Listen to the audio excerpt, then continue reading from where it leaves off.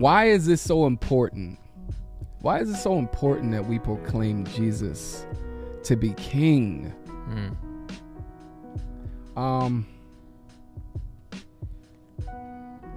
I think that the more and more that we proclaim Jesus to be king, it brings more awareness to who Jesus is. Yeah, we forget that. Right? Who he is. But even you could say like the evidence of Jesus, it adds more credibility to his existence. Because we live in a skeptical world.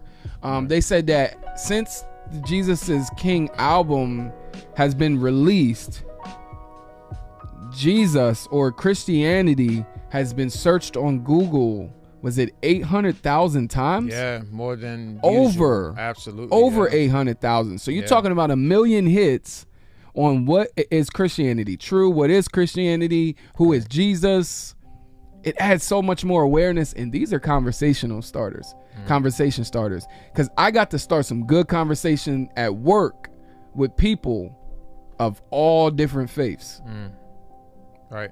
And I don't mean like one is Hindu, one is Muslim. When I say all different faiths, I think we think too broad whenever we say of all different faiths. I'm talking about even the ones that might say they believe Jesus is king, but you can tell from their life they don't believe Jesus is king.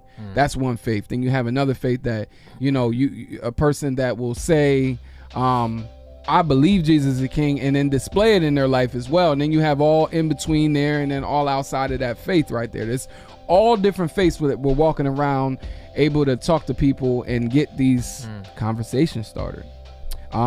Dustin Benge, I don't know who that is, but I like this. He says, I am more surprised God saved me than I am that he saved Kanye West. I am the worst sinner I know. Right. I think he's a preacher or theologian. I don't know. Do you know him? Dustin Benge? I believe I heard of him, yeah. Okay, but anyway, that was shared, and that's so true. Like, the fact that God would save us in the first place. We have no room to speak on Kanye and saying, oh, no. That's not happening. I don't believe that. Because for real, it should surprise us more that God saved us. Yeah, for sure. Than anyone else. Because we can see our sin the best. Right. And if God can save us individually, each one of us, right? I have no doubt he can save anyone else, because I'm the worst sinner that I know. Right. And yeah, that's good. I think going back to the fact that he's king, he owns everything. That's the other reality to, who he is, right. know, and that includes your salvation, your life. So saying that Jesus is king is not just acknowledging him as king, but it's also acknowledging that everything in the earth and the universe is his. He possesses it. Amen. It's all his. Shai Lin said, one of my favorite parts of this Kanye thing, people who hate both Kanye and the God that he's praising and choose to mock and ridicule the album, they still have to say Jesus is king while doing so. Right. Jesus is king. And I thought, man, that was dope right there to share. Because that's what it is. No matter what you have to say, whenever you're talking about this topic, you still got to say Jesus is king. So Paul said, as long as God gets the glory, and I'm okay with that too. Yeah. But as we're talking about Jesus being the King of Kings and even Lord of Lords, right? And why it's so important to proclaim Jesus as King. I wanted to read E.C. Holmes' post, because he said something that, as we're talking about that, I think it's important. He said, after watching and reading people's response to Kanye, I'm seeing you don't have to be a hater to sound like one. Sort of seems like if Kanye turned out not to be a Christian, certain people would be happy they were right instead of broken over the reality that he would spend eternity in hell. Other people are flat out hating because of the attention he's getting. What did you expect? I choose to be excited about what I've seen and heard, not only from him, but the pastor who has been meeting with him weekly for Bible study. Don't let your skepticism overshadow hoping for the best. after a certain point, it sounds like God's ability to save is being questioned. That's just my opinion. And so when he said that, I thought this brings us into a whole nother realm, which is, are we really happy that people are being saved, or are we only happy when certain people are being saved? Yeah, and why are we acting like Jesus isn't king? Right, like I don't like what Kanye said, yo. I don't like what Kanye said. They calling him the Trojan horse, you know what I'm saying? Yeah. Coming in and he's just going to deceive all sorts of people and whatever. Now, again, I do warn against false teachers. The scriptures talk about that. But don't lose sight of who's king. You know what I'm saying? Yeah. He's sovereign. Yeah. You know, he's in control. As we're talking about kings, right? Because man has been obsessed with wanting to be king. Right? That's actually like one of the biggest phrases today. We are kings. Or they'll walk up, like especially black folk, we'll walk up to one another and be like, "What's up, king?" I said, "What's up, king?" Like they'll yell it. That's a battle rapper thing. That's just a normal urban culture to call each other kings and queens. And I think even coming from a charismatic background, we're used to calling ourselves royalty. Let's make the carpet purple. Right, because we are royalty, though. We've talked about this. We are royalty. Like, remember we said that's a buzzword for certain Christians, like calling ourselves royalty. But if Jesus is king and we are his servants, who are also his family members, who are God's other children, then we're royalty as well. Yeah, there's truth in that. I think what happened was it's the emphasis on that over Jesus being king, Yeah. When you think about it, man has been obsessed with wanting to be king so long, but for the most part, it hasn't been a good thing. It's been one of those things where we want to be king to have power and to rule and to have authority over other people. It's for selfish gain, selfish reasons that we want to be king a lot of the times. At least humanity in general has been like that. Now, obviously, Christians, if we're any type of royalty, it's only so that we can hand our crown over to Christ. Yeah, we're kings and we're royalty with crosses, you know. And I think we forget that this king, I remember in Luke chapter 19 as an example, right? And I remember when he came into Jerusalem, and they said, "Blessed is the king who comes in the name of the Lord." Giving them props, peace in heaven and glory in the highest, they said. He was coming in, they were rejoicing. They were loving on him.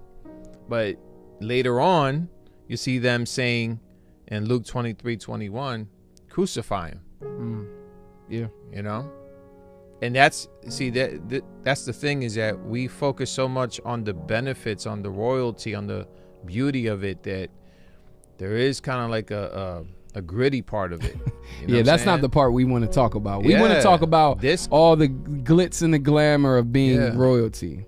This king suffered. This king died. This king took upon a cross. This king was accused. This king laid down his life. This king suffered. This king was, cursed on a tree. You know what I mean? So this is not the king that the world likes, because this king is calling you to walk the same path.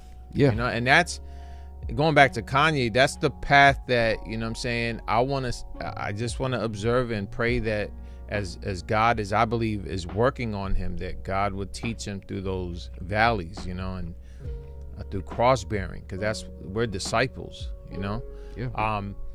I think the world mocks Christ. It mocks Christ. It says the same thing the people said there: crucify him. We don't want him sitting on the throne, and so that the aspect of his lordship, of his kingship, includes the path of sorrow. But one day, of course, it will lead to eternal life, and of course we'll be seated in high places with them. That's the beauty of it. But it doesn't come without a cost. See, that's not what we want to talk about. That's not what we want to talk about when we talk about being king, because we just want, we want the crown, the real crown, not a crown of thorns. We want the real crown. We want the robes. We want the power. We want all of the good things and all of the nice things that come with it. We don't want any of the struggle. Yeah. We've struggled enough as people, and we just want to be kings and queens. And the fact, like, we live in real life where people want to be king of anything, man. We fight over king of every little thing. Right. Anything that we can compete against somebody else with, I'm trying to be king, man. Yeah, and pastors got to know they're not kings too. Yeah. I've been around the block long enough, and I remember one situation where a pastor was actually called by another brother in the church the king of this church. That's crazy. He's a king man. here. I'm like, man, it took me. I was just like, no, I only have one king. You know what I'm saying? And I bow before no man. You know what I mean?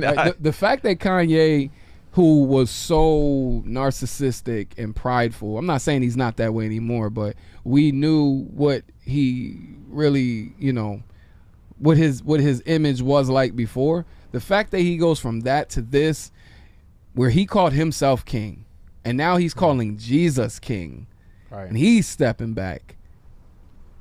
That lets us know where his mind really is. Yeah. And where we need to be. Like, we don't need to follow with the rest of the culture, which is always trying to be king of something. We played these games as kids: King of the Hill, King of the Court, King of the Court. In basketball, you know, look at LeBron, King James. King James, yeah. We always want to be the GOAT. We always want to be the greatest. We always want to be the king of everything, man. We don't even know what that means. We don't. You know we don't know what, you know. We don't know the cost to be the boss. We don't. We don't know it. Right. But we just want to. We just want it given to us. Do you know, like, peasants or even like common folk in the kingdom where there was an actual king, they were very careful about talking about the king. You could be beheaded, your land could be taken, and so they would talk about the king very carefully. You know what I'm saying? It's a shame that we've lost that, you know, reverence, you know, even more with Christ, you know, because he sees everything. No wonder he says, for every careless word, you'll be judged on it, you know? Yeah. Because he sees it all. He hears it all.